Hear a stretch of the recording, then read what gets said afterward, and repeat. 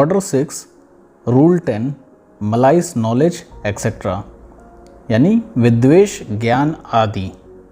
Whenever it is material to urge malice, fraudulent intention, knowledge or other condition of the mind of any person, it shall be sufficient to urge the same as fact without setting out the circumstances from which the same is to be inferred। इसको एक example से हम लोग समझते हैं। Suppose ए और B दो लोग हैं और दोनों के बीच में कोई डील होती है, कोई कॉन्ट्रैक्ट होता है। अब ए जो है बी से जब कॉन्ट्रैक्ट करता है तो ए उसको एक मेल देता है कि हाँ मैंने आपकी जो प्रपोज़ल थी उसको एक्सेप्ट कर लिया है और हमारे बीच में ये कॉन्ट्रैक्ट हो गया है। लेकिन लेटर ऑन ए फिर से दोबारा बी को मेल करता है और कहता है ऐसा है कि मुझे आपका जो प्रस्ताव था, जो आपका ऑफ़र था वो मुझे समझ में नहीं आया, इसलिए मैं अब इस कॉन्ट्रैक्ट को नहीं करूँगा, मैं इस कॉन्ट्रैक्ट को डिनाई कर रहा हूँ और हम इस कॉन्ट्रैक्ट में और नहीं रह सकते हैं। तो बी कहता है चलो ठीक है कोई बात नहीं, रहने दीजिए, आप मत करिए कॉन्ट्रैक्ट। लेकिन लेटर ऑन ए उस कॉन्ट्रैक्ट के प्रति वो चला जाता है कोर्ट और कहता है कि बी ने कॉन्ट्रैक्ट किया नहीं जबकि मैंने ऑफ़र करा था कॉन्ट्रैक्ट के लिए। तो यहाँ पे ए जानता है कि ए ने खुद मना करा है कॉन्ट्रैक्ट ना करने के लिए, लेकिन वो अननेसेसरी बी के प्रति सूट फाइल कर देता है।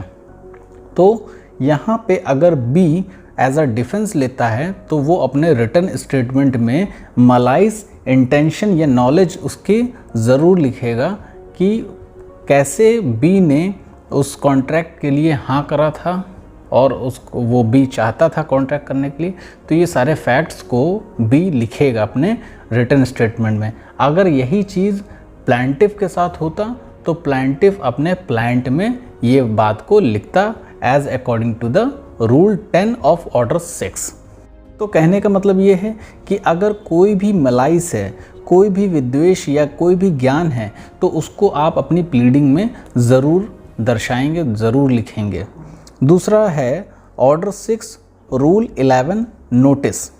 Whenever it is material to urge notice to any person of any fact, matter or thing, it shall be sufficient to urge such notice as a fact unless the form or the precise term of such notice or the circumstances from which such notice is to be inferred are material। इसका मतलब ये है कि कहीं कहीं पे आप अगर सूट फाइल करते हैं किसी के प्रति तो वहाँ पे कहीं स्टैट्यूटी में या एसेंशियल लॉज में लिखा होता है कि इनको सूट फाइल करने से पहले इनको इन्फॉर्मेशन देना होगा। तो जैसे आपके सीपीसी में सेक्शन 80 में बताया गया है कि आपको 2 मंथ्स पहले या 15 डेज़ पहले आपको नोटिस देनी होगी, प्रायर नोटिस देनी होगी। फिर उसके बाद अगर हम उस नोटिस का जवाब नहीं देते हैं तो आप सूट फाइल कर सकते हैं। तो यहाँ पे आप किसी व्यक्ति को पहले इन्फॉर्मेशन देंगे। अगर आपने कोई इन्फॉर्मेशन दी है तो उसके बाद उसने अगर आपका कोई भी रिप्लाई नहीं करा है, फिर आपने सूट फाइल करा है, तो इस चीज़ के बारे में आपको डिस्क्राइब करना होगा अपनी प्लीडिंग में कि हमने पहले प्रायर नोटिस दी थी लेकिन नोटिस का रिप्लाई नहीं आया, इसलिए मैंने सूट को फाइल करा। ऑर्डर 6 रूल 12 इम्प्लाइड कॉन्ट्रैक्ट और रिलेशन, विवक्षित संविदा या संबंध।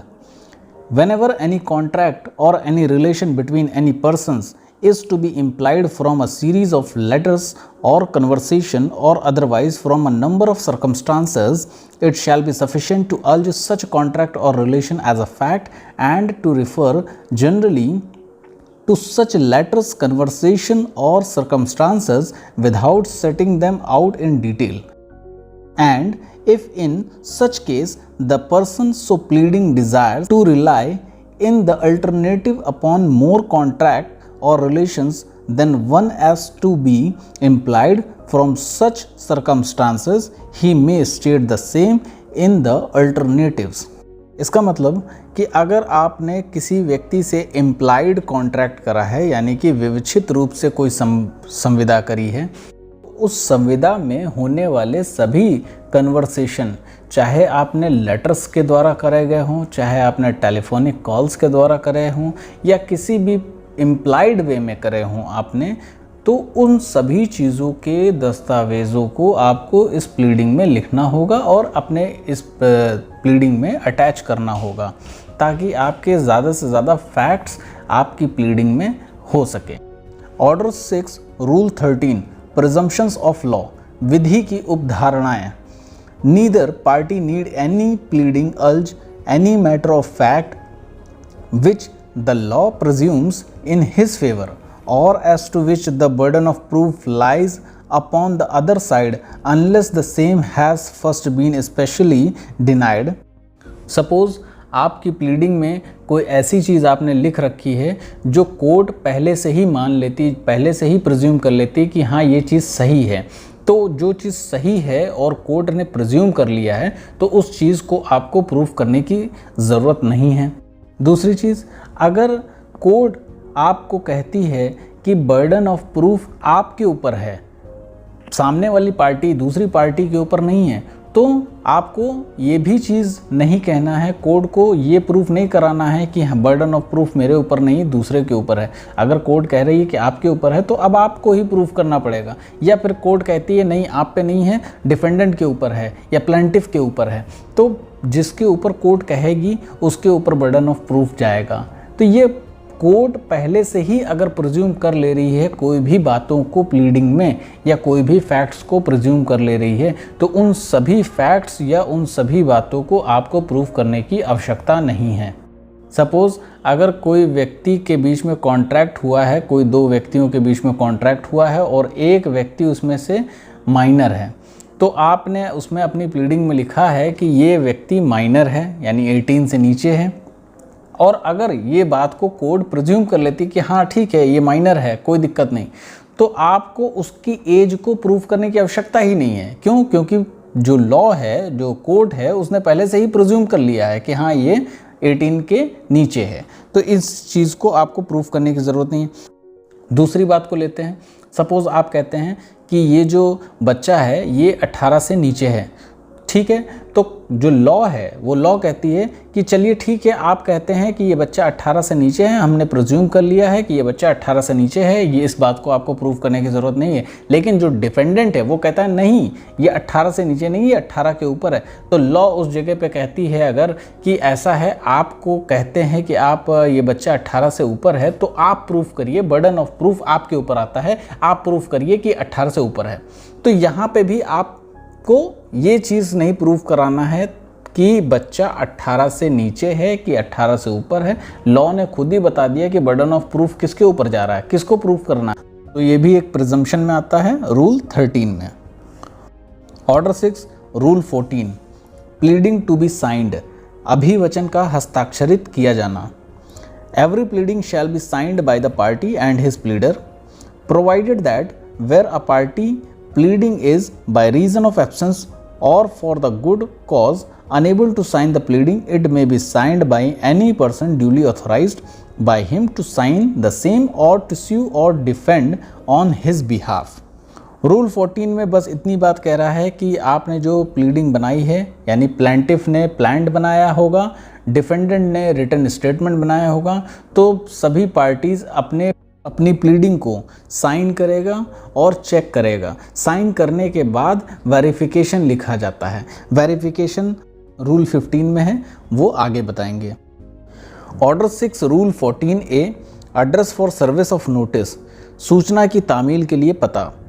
ये एक बहुत ही इम्पॉर्टेंट रूल है ऑर्डर 6 का। इस रूल में कोर्ट और पार्टीज़ के बीच में रिलेशन क्रिएट होता है by the help of the address of parties. For example, अगर पार्टीज़ के एड्रेस सही हैं तो कोर्ट सही जगह पे सम्मन भेजेगी, सही जगह पे नोटिस भेजेगी, सही जगह पे इंफॉर्मेशन पार्टीज़ को मिल सकेंगी। और अगर बाय इत्तेफाक जो पार्टीज़ ने एड्रेस दिया है वो उस एड्रेस में कोई एम्बिग्युइटी है, कोई एरर है, या वो एड्रेस गलत है, तो वहाँ पे कोई भी इंफॉर्मेशन कोर्ट के द्वारा नहीं भेजी जा पाएगी, या फिर भेजी जाएगी और पार्टीज़ को प्राप्त नहीं होगी। तो इस कंडीशन में पार्टीज़ को चाहिए कि एड्रेस सही दे, सबसे पहली बात।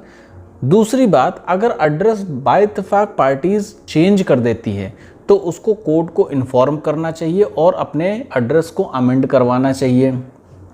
तीसरी बात, अगर पार्टीज़ ने कोई फेक एड्रेस दिया है या ऐसा कोई एड्रेस दिया है जिससे कोर्ट को ये लगता है कि पार्टी कोर्ट को बेवकूफ़ बना रही है, तो कोर्ट उसकी जो ट्रायल है, जो सूट फाइल करा था, जो उसका ट्रायल चल रहा था, वो ट्रायल को पॉज कर देगी, वो स्ट्रक डाउन कर देगी, रोक देगी उस ट्रायल को। और उस ट्रायल को तब तक रोक देगी जब तक कि पार्टीज़ अपने ग्राउंड्स को प्रूव नहीं कर देते कि मैंने जो एड्रेस दिया था वो वास्तव में मेरी नॉलेज में सही था, लेकिन कुछ कारणवश वो गलत हो गया। अगर उनके रीजंस, ग्राउंड उनके सही होंगे, रीज़नेबल होंगे, कोर्ट को लगेगा कि हाँ ठीक है, चलो हो सकता है गलती से उन्होंने एड्रेस को गलत दे दिया हो, तो वहाँ पे कोर्ट कंसीडर करेगी और उस एड्रेस को अमेंड करके जो फ्रेश एड्रेस होगा, जो सही एड्रेस होगा, उसको अमेंड करवाएगी और उनके जो ट्रायल हैं उसको सेट असाइड करेगी और फिर से ट्रायल स्टार्ट हो जाएगा।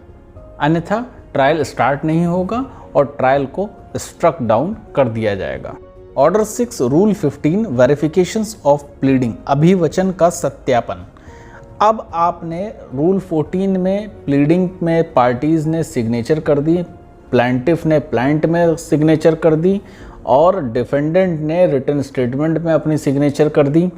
अब जो सिग्नेचर कर दिया है उसके बाद लिखा जाता है वेरिफिकेशन। वेरिफिकेशन में लिखा जाता है कि जितने भी प्लांटिफ या डिफेंडेंट के द्वारा दिए गए पॉइंट्स हैं वो सब सत्य हैं। उसमें वेरीफाई करता है प्लांटिफ या फिर डिफेंडेंट। अगर प्लांट तैयार कर रहे हैं तो प्लांटिफ वेरीफाई करेगा कि हाँ ऊपर की कही गई सारी बातें मेरे हिसाब से, मेरी नॉलेज से सही हैं और सत्य हैं। फिर अगर डिफेंडेंट कोई रिटन स्टेटमेंट को तैयार कर रहा है, लिखित कथन को तैयार कर रहा है, तो डिफेंडेंट अपनी बात का वेरिफिकेशन देगा कि जो भी बात कही गई है इस प्लीडिंग में, इस रिटन स्टेटमेंट में, वो सारी बातें सत्य हैं। जैसे कि अब अगर इसमें कोई ऐसी बात है जो आपके द्वारा नहीं कही गई है बल्कि आपको एडवोकेट के द्वारा नॉलेज में आई है, तो आप लिख सकते हैं कि जो मेरी नॉलेज में है वो बात सत्य है और जो मुझे प्राप्त हुई है नॉलेज वो भी सत्य है। ठीक है, तो ये एक वेरिफिकेशन है। Order 6 rule 16 striking out pleadings, अभिवचन का काट दिया जाना। यानी अगर कोई अभिवचन, आप प्लीडिंग तैयार कर रहे हैं, अगर आप प्लांट तैयार कर रहे हैं या फिर रिटन स्टेटमेंट तैयार कर रहे हैं, तो उसमें अगर कोई अननेसेसरी बातें लिखी हुई हैं जो कोर्ट को समझ में नहीं आ रही हैं या फिर कोर्ट को ऐसा लग रहा है कि इन सब बातों का कोई मतलब नहीं है इस प्लीडिंग में आपके, तो कोर्ट उस बात को, उस लाइन को, उस सेंटेंस को काट सकती है और आपकी प्लीडिंग से उस चीज़ को हटा सकती है।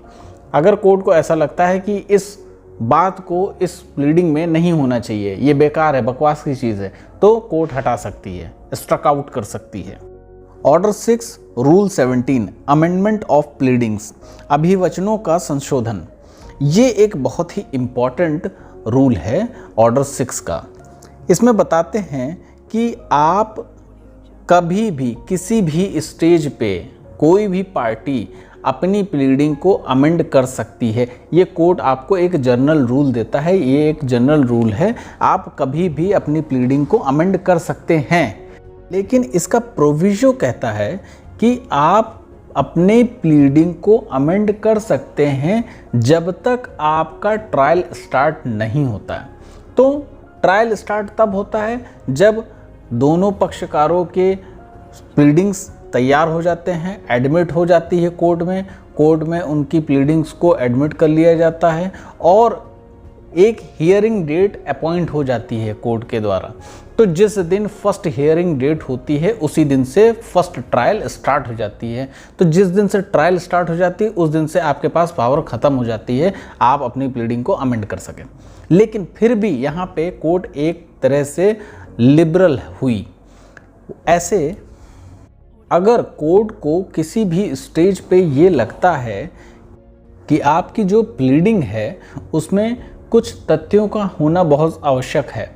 तो उन तथ्यों को आप, अगर कोर्ट अनुमति आपको देती है कि आप अपनी प्लीडिंग को अमेंड करिए, संशोधन करिए और उन तथ्यों को लाने की कोशिश करिए, तो आप अमेंड कर सकते हैं।